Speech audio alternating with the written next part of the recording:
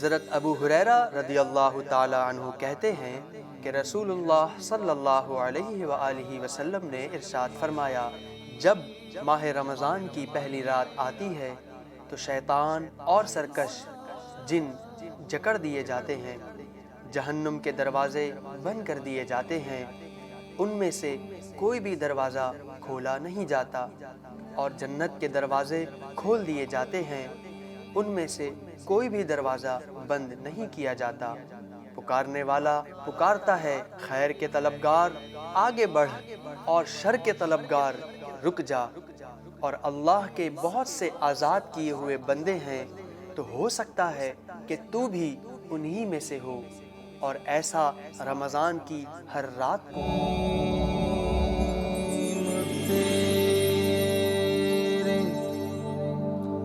کرم کا کوئی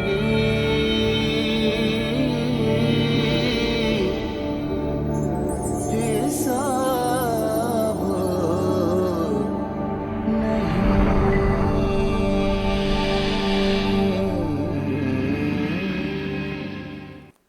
السلام علیکم ورحمۃ اللہ وبرکاتہ۔ خیر مقدم ہے عرفان رمضان میں حکمت رمضان، بات ہو رہی ہے نفس پہ، نفس کی اقسام کا بھی آپ کے سامنے ذکر ہو گیا۔ اب بات ہو رہی ہے قلب سلیم، جیسے کہ حضرت نے فرمایا، ایک دعا بھی ہے سورہ شعراء میں حضرت ابراہیم ذکر فرما رہے ہیں۔ حضرت قلب سلیم کیا ہے، اور خاص طور سے حضرت ابراہیم نے اس کا ذکر کیا ہے، یہ چیز کیا ہے، اور کیا ممکن ہے آج کے انسان کو بھی قلب سلیم میسر ہو جائے؟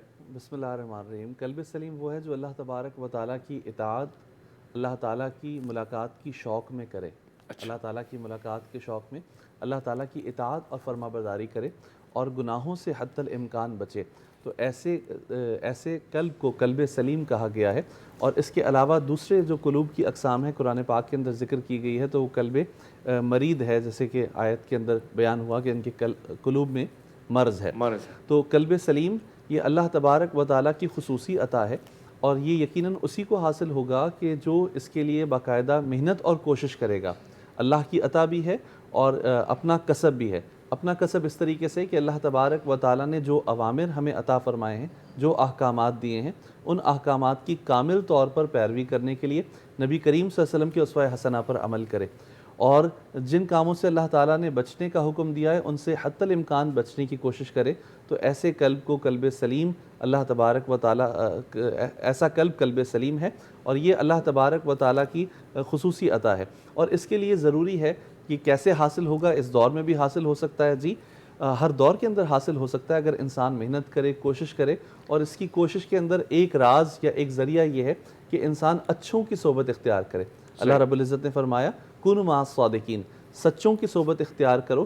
جب انسان نیک لوگوں کی صحبت اختیار کرے گا تو اس کے اوپر نیکی کے اثرات ہوں گے۔ ہم عام مشاہدہ کرتے ہیں کہ اگر محلے کے اندر کوئی بچہ ہو اور وہ اوٹ پٹانگ حرکتیں بھی کرتا ہو لیکن مسجد میں بھی نظر آئے، وہاں بھی مسجد میں بیٹھا ہوا دکھے، تو لوگ کہتے ہیں، لوگ گواہی دیتے ہیں کہ یہ بچہ مسجد میں نظر آتا ہے۔ اور اسی طریقے سے اگر کوئی مسجد میں بیٹھنے والا بچہ ہو، نیک بچہ ہو، نیک کام کرنے والا لڑکا ہو، نوجوان ہو، لیکن وہ بروں کی صحبت میں بیٹھنے لگ جائے گا نا، تو لوگ یہی کہتے ہیں کہ یار یہ تو فلاں جگہ بیٹھتا ہے، یہ ان لوگوں کے ساتھ رہتا ہے۔ تو اس طرح صحبت کا بہت اثر ہوتا ہے۔ تو اگر انسان کو اپنے قلب کو قلب سلیم کی طرف لے جانا ہے، کوشش کرنی ہے، تو اس کے لیے ضروری ہے کہ وہ اچھی صحبت رکھے۔ As the company so the colour, جیسی صحبت ہوگی انسان کے اوپر وہی اثرات ہوں گے۔ تو نیکوں کے ساتھ بیٹھے گا جو اللہ تبارک و تعالیٰ کا ذکر کرتے ہیں، تو اس کی زبان پر بھی ذکر جاری ہو جائے گا۔ ان لوگوں کے ساتھ رہے گا جو نیک اعمال پر مداومت اختیار کرتے ہیں، تو یہ بھی نیک اعمال کی طرف راغب ہو جائے گا اور اس رستے پر چل پڑے گا۔ تو اس کے لیے صحبت بہت مؤثر ہے، انسان کو چاہیے کہ اچھی صحبت رکھے۔ اچھی صحبت رکھے، ٹھیک ہے۔ کہتے ہیں کہ ایول کمپنی سے بہتر ہے کہ آپ اکیلے رہیں، بڑا فرق پڑتا ہے۔ اور عرفا کو دیکھیں اگر ہاشمی صاحب، تو ایسا بھی دیکھنے میں گو کہ اسلام میں رہبانیت کی اجازت نہیں ہے، مگر وہ اپنے نفس کو محفوظ رکھنے کے لیے کنارہ کشی بھی کر لیتے ہیں بعض اوقات۔ اور بعض اوقات تو ایسا ہوتا ہے کہ ہر چیز پہ ایک اختیار رکھ لیتے ہیں کہ یہ غذا نہیں کھانی، یہ چیز نہیں کھانی۔ میرے سامنے اس وقت امام زین العابدین کی وہ دعا بھی آ رہی کہ اپنے نفس کی شکایت کر رہے ہیں اپنے رب سے، ہمارے سمجھانے کے لیے کہ اس کو کیسے قابو کیا جائے۔ یہ کون سی کیفیت ہے کہ عرفا نفس پہ اس قدر حاکمیت رکھ لیتے ہیں؟ دیکھیے بات یہ ہے کہ ابھی ہم نے جہاں تک گفتگو پہنچائی تھی اسی سے تھوڑا ہم آگے سلسلہ میں لاتے ہیں، تو آپ کی بات کا جواب بھی اس میں آ جائے گا کہ انسان ایک ایسی مخلوق ہے کہ جس کو پروردگار عالم نے بالقوہ ایسا بنایا ہے کہ وہ ملائکہ سے افضل ہے۔ صحیح، انسان کے لیے لقد کرمنا بنی آدم کا لفظ استعمال ہوا ہے کہ انسان کو اللہ نے کرامت دی ہے۔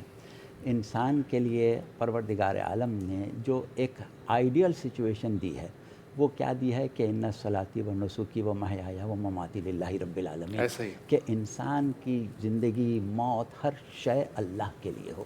تو یہ وہ مقام ہوتا ہے کہ جہاں پر نفس کی آلودگی جو ہے وہ مکمل طور سے ختم ہو چکی ہوتی ہے۔ لیکن یہ نفس کی آلودگی کیسے ختم ہو جائے، یہاں سے ہم آپ کی بات جی لا کے دعا سے ملاتے ہیں۔ تو دیکھیے ہم نے ابھی جو ایک آپ کے سامنے بات بیان کی تھی کہ انسان اگر اپنی عقل کو خواہشات، شہوات اور غضب پر غالب کر لیے تو ملائکہ سے افضل ہو جاتا ہے۔ سبحان اللہ۔ اچھا، اب سوال یہ ہے کہ انسان کی پھر حیثیت مجموعی طور پر کیا ہوئی؟ ابھی نفس کی قسموں پر بات ہو رہی تھی کہ جی۔ ایک نفس امارہ ہے جو برائی کی طرف لے جاتا ہے، ٹھیک، اور سورہ یوسف میں اس کا ذکر بھی یہی ہے کہ برائی کی طرف لے جاتا ہی ہے سوائے اس کے کہ میرا رب رحم کرے۔ اچھا، دوسری طرف نفس لوامہ جس کی قسم پروردگار عالم نے سورہ قیامت میں کھائی ہے، صحیح، ولا اقسم بیوم القیامہ ولا نفس ولا اقسم بنفس لوامہ۔ تو اب یہ جو لفظ عقل یہاں استعمال ہوا ہے کہ عقل کو غالب کر لیا، یہ نفس لوامہ ہے۔ یہ انسان کی وہ کیفیت نفس ہے جو ملامت کرتی ہے، جس کو ہم اپنی عام زبان میں اکثر ضمیر کا لفظ استعمال کرتے ہیں کہ ضمیر، ہمارا ضمیر یہ گوارہ نہیں کرے گا، یہ ہے نفس لوامہ۔ تو اب انسان کا وہ نفس جسے ہم امارہ کہہ رہے ہیں یہ برائی کی طرف کیوں لے جاتا ہے؟ کیا وجہ ہے کہ برائی کی طرف لے جائے؟ اس لیے کہ خلقت انسان میں غضب و شہوات ہیں، اور غضب و شہوات ہیں حیوانیت۔ صحیح، غضب و شہوانیت سے حیوانیت تشکیل پاتی ہے۔ صحیح۔ تو یعنی انسان بنیادی طور پر کیا ہوا؟ حیوان۔ انسان کو آپ کہتے بھی حیوان ناطق جی، ہیں، سوشل اینیمل ہے۔ ہاں بالکل، سوشل اینیمل کہتے ہیں۔ تو کیا ہوا کہ وہ حیوانیت جو ہے اس میں صرف غضب ہے، شہوات ہیں۔ تو جب انسان انسانیت کے معیار سے گرتا ہے اور حیوانیت کی طرف چلا جاتا ہے تو اس کے اندر جو چیز کار فرما رہتی ہے وہ صرف غضب و شہوات ہوتی ہیں، اور غضب و شہوات ہمیشہ برائی کی طرف لے جائیں گے۔ ٹھیک، نچلا اب درجہ ہے۔ بالکل، اب جو یہ دوسرا نفس پروردگار عالم نے عطا کیا ہے یا دوسری کیفیت نفس عطا کی، نفس تو بہرحال ایک ہی ہے، کیفیت نفس جو دوسری عطا کی ہے جس کو لوامہ کہہ کے اس کی قسم کھائی ہے، یعنی ملامت کرنے والا نفس۔ آپ نے بہت آسان کر دیا کہ یہ نفس کی اقسام ہے، کیفیات بھی ہیں، یعنی کیفیت الگ الگ نفوس الگ الگ نہیں ہیں۔ ایک ہی نفس ہے، صحیح۔ اس کی کیفیت ہے لوامہ۔ اب وہ لوامہ جو ہے وہ پروردگار عالم نے اس طرح خلق کیا ہے کہ اس کو ہر برائی اور ہر اچھائی کا الہام کیا، جیسا کہ ابھی ہم نے پڑھا کہ فَأَلْهَمَهَا فُجُورَهَا وَتَقْوَاهَا، کہ فجور اور تقویٰ کا اس کو الہام کیا ہے۔ اس اعتبار سے وہ نفس ملہمہ ہے جس کو الہام کیا جا چکا ہے۔ تو اب اس کی پوری کوشش یہ ہوتی ہے کہ وہ نفس امارہ کو دبا دے، اور نفس امارہ کی پوری کوشش ہوتی ہے کہ وہ لوامہ کو دبا دے۔ انسان کے اندر یہ کشمکش ہمیشہ جاری رہتی ہے، ایک طرف خواہشات گناہ ہیں، ایک طرف توبہ ہے۔ میں میری توبہ شکن، توبہ میری جام شکن، سامنے ڈھیر ہے ٹوٹے ہوئے پیمانوں کا، تو توبہ بھی کرتا ہے اور پھر گناہ بھی کرتا ہے۔ اب انسان کا فرض یہ ہے جب وہ آتا ہے مقام تزکیہ نفس پر، اس کی توجہ ہوتی ہے کہ میں اپنے نفس کو پاک کر لوں، تو پھر اس کا فرض یہ ہے کہ وہ نفس لوامہ کی بات مانے۔ ابھی جیسا کہ فرما رہے تھے ڈاکٹر صاحب کہ جتنا حدیث کے ذریعے آپ نے بتایا کہ جتنا بھی آپ نفس امارہ کی بات مانیں گے وہ قوی ہوتا جائے گا، صحیح، اور جتنا نفس لوامہ کی بات مانیں گے وہ قوی ہوتا جائے گا۔ اب آپ اگر لوامہ کو قوی کر لیں، امارہ کو کمزور کر لیں، اور آپ کی زندگی ایسے مقام پر آ جائے کہ آپ کے لیے گناہ کرنا مشکل، نیکی کرنا آسان ہو جائے۔ کیونکہ ایک مقام وہ ہوتا ہے کہ جہاں انسان گناہ تو بڑے آرام سے کر لیتا ہے، بڑے آرام سے گناہ پر گناہ کرتا جاتا ہے، اسے خیال بھی نہیں آتا کہ میں نے گناہ کیا، لیکن اسے نیکی کرنے کو کہا جائے تو معلوم ہوتا ہے جیسے بہت بڑا کار ادارت، بڑا کام کرنا ہے اسے۔ ایسے ہی ہے۔ تو اب اگر ایسی کیفیت ہے انسان کی تو اس کا مطلب یہ ہے کہ اس کا لوامہ کمزور ہے، اس کا امارہ قوی ہے۔ لیکن اگر اس نے ایسی کیفیت اپنے اندر پیدا کر لی ہے کہ نیکیوں پر نیکیاں وہ اس طرح کرتا ہے جیسے روز کا معمول ہے، اور اگر کسی برائی کو کہا جائے تو ایسا گھبرا جائے کہ یہ میں کیسے کر لوں گا، تو کیا ہوا کہ لوامہ اس کا مضبوط ہو گیا. امارہ امبیلنس سی سچویشن نظر آ رہی ہے کہ کہاں اس نے زیادہ وقت دیا ہے، دقت کی اور محنت کی، وہ چیز وہ اختیار ہو گئی. یہ انسان کا فرض ہے کہ اس طریقے سے وہ اپنے مقام کو ارتقاء کی منزلوں کی طرف لے جاتا ہے، اور اس طرح وہ بڑھتے بڑھتے اس مقام تک پہنچ جاتا ہے جو ہدف پروردگار عالم نے انسانیت کی ارتقاء کا بنایا. انسانیت کی ارتقاء کا بنایا. اب مجھے یہاں پہ ایک بہت دلچسپ سوال بھی لینا ہے، گو کہ اس نشست کا آخری سوال ہوگا. حضرت صلی اللہ علیہ وسلم کی زندگی، یعنی آپ کی سیرت، آپ کی شخصیت، اسی لیے قرآن کہہ رہا ہے نا کہ تزکیہ نفس کرنے کے لیے ہم نے بھیجا اور آپ کر رہے ہیں. آج کے دور میں تزکیہ نفس ایک مسلمان کس وسیلے سے کرے، یعنی تزکیہ نفس کا وسیلہ کس کو بنائے؟ دیکھیں، سب سے پہلی چیز جو اللہ تعالیٰ نے ہماری ہدایت کے لیے ہمیں عطا فرمائی وہ قرآن مجید فرقان حمید ہے.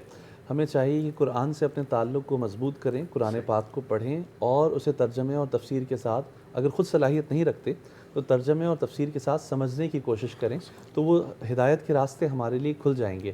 معاملہ یہ ہے کہ جب ماہ رمضان آتا ہے خاص طور پر، تو قرآن اور رمضان کا گہرا تعلق ہے، تو لوگ یہ کوشش کرتے ہیں کہ قرآن پاک کی تلاوت میں نمبر گیم کریں کہ ہم نے اتنے پڑھ لیے.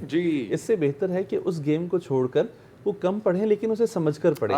سمجھ کر پڑھیں گے تو خود انہیں پتہ لگے گا کہ تزکیہ کیا ہے، تصفیہ کیا ہے، خشیت کیا ہے، اور رمضان کا بنیادی مقصد ہی تزکیہ ہے. اور یہ تزکیہ بھی پھر اس لیول کا ہونا چاہیے کہ ایک مہینے بندہ اتنی محنت کرے کہ اس کے بعد باقی 11 مہینے یہ محنت اس کو سپورٹ کرے. اس کے اثرات نظر ہاں، معاملہ یہ ہوتا ہے کہ لوگ اکثر یہ سوال کیا کرتے ہیں کہ جنات کو تو قید کر دیا جاتا ہے، پھر انسان ماہ رمضان میں گناہ کی طرف کیوں جاتا ہے؟ تو بعض صوفیہ کہتے ہیں کہ جو نفس ہے نا وہ شیطان کا بھی بڑا بھائی ہے. یعنی شیاطین کو تو قید کر دیا گیا، لیکن نفس جسے ہم نے شتر بے مہار کی طرح 11 مہینے چھوڑا ہوا تھا. اور مثال کے طور پہ میں اس طرح سمجھاؤں گا کہ ایک گاڑی ہے جو بہت تیز رفتاری سے جا رہی ہے اپنی منزل کی طرف، اور اس کی کوئی 120 سے 140 کے قریب اسپیڈ ہے. اچانک سے جب اسپیڈ بریکر آ جائے گا تو یقیناً وہ اپنا توازن برقرار نہیں رکھ سکے گا، حادثے کا شکار ہوگا. تو یہی ہمارا معاملہ ہے کہ ہم اسے بالکل آزاد چھوڑ دیتے ہیں، اور جب 11 مہینے کے بعد رمضان کا چاند نظر آتا ہے تو پھر ہم کہتے ہیں کہ شیطان تو بند ہے، پھر ہم کیوں گناہ کر رہے ہیں؟ صحیح کہہ رہے ہیں. پھر ہم کیوں مختلف قسم کے اس طرح فضولیات میں پڑھ رہے ہیں؟ تو وہ نفس جسے ہم نے پالا ہوا ہے نا، تو وہ ہمارا پیچھا نہیں چھوڑتا. اس لیے کہا گیا ہے کہ یہ نفس جو ہے یہ شیطان کا بھی بڑا بھائی ہے. تو اس کے لیے آپ نے کہا کیا طریقہ اختیار کریں اس دور میں؟ تو یہ ایک تو ہے قرآن پاک سے رابطہ جوڑ لیں، اور دوسری بات وہی جو میں نے پہلے کہی، کسی اللہ حوالے سے اپنے دل کو لگا لیں. اللہ حوالے آپ کسی ایسے شخص کے ساتھ اپنے آپ کو وابستہ کر لیں کہ جو اٹھتے بیٹھتے نبی کریم صلی اللہ علیہ وسلم کی سنتوں کا پیکر ہو، نبی کریم صلی اللہ علیہ وسلم کی اسوہ حسنہ پر عمل کرنے والا ہو، تو صحبت اس سلسلے میں بہت مؤثر ثابت ہوگی. بہت اچھی گفتگو رہی. بہت شکریہ ڈاکٹر عاطف اسلم راؤ صاحب، بہت شکریہ ہاشمی صاحب آپ کا. بہت حاصل کلام گفتگو رہی آج. اور چند باتیں جو ہم نے سیکھی ہیں وہ یہ ہیں کہ انسان کا ضمیر، انسان کا نفس، شطرنج میں اگر وزیر مر جائے اور زندگی میں اگر ضمیر مر جائے تو کچھ باقی رہتا ہی نہیں ہے. تو انسان کو چاہیے کہ اپنے نفس کے ساتھ، اور پھر نفس کی کیفیات بھی آپ نے دیکھ لی، کس طرح اپنے نفس کی ٹریننگ کرنی ہے. رمضان بہترین اپارچونٹی ہے، بہترین موقع ہے، اس سے فائدہ اٹھائیے اور اپنے نفس کو نفیس بنائیے. بہت خاص گفتگو ہو گئی. عرفان رمضان میں اب ملاقات انشاءاللہ تعالی العزیز آپ سے افطار نشریات میں ہوگی، اسی دعا کے ساتھ کہ آپ کو پروردگار اپنے حفظ و امان میں رکھے اور رمضان الکریم سے جتنا زیادہ ہو سکے استفادہ ہم کر پائیں. وقاص چشتی ہمارے درمیان موجود ہیں. میں آپ سے درخواست کروں گا کہ بارگاہ نبی صلی اللہ علیہ وآلہ وسلم میں ہدیہ نعت پڑھ دیجیے اور اس کے ساتھ آپ سے اجازت کا طلبگار ہوں. تیرے ہوتے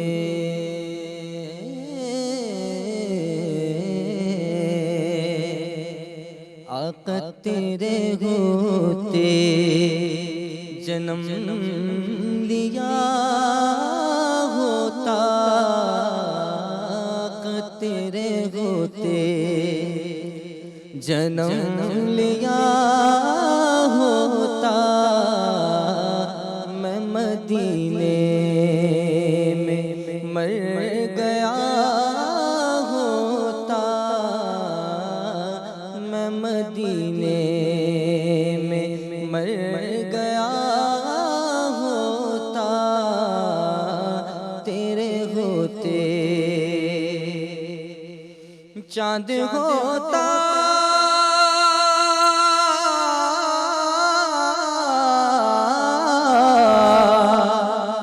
چاند ہوتا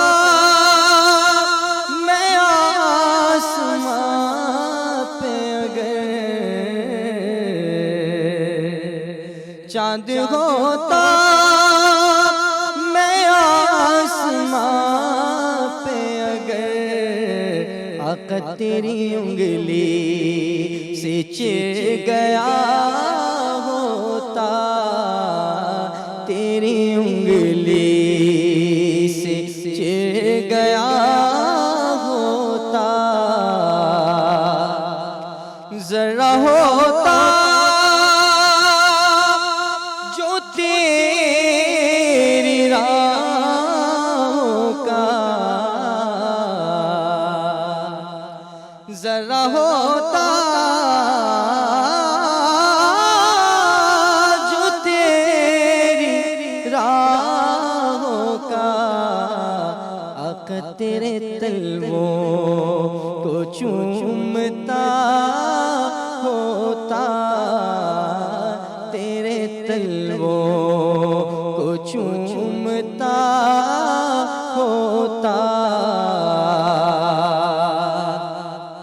اور تو جو آتا میرے جنازے پر، تو جو آتا میرے جنازے پر، آقا تیرے ہوتے میں مر گیا ہوتا، تیرے ہوتے میں مر گیا ہوتا، روحی ہوتا تیرے غلاموں میں،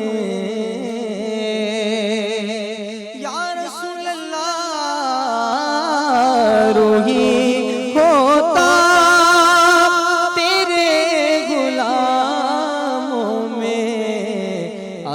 تیری دہلیز پہ پڑا ہوتا، تیری دہلیز پہ پڑا ہوتا، تیرے ہوتے جنم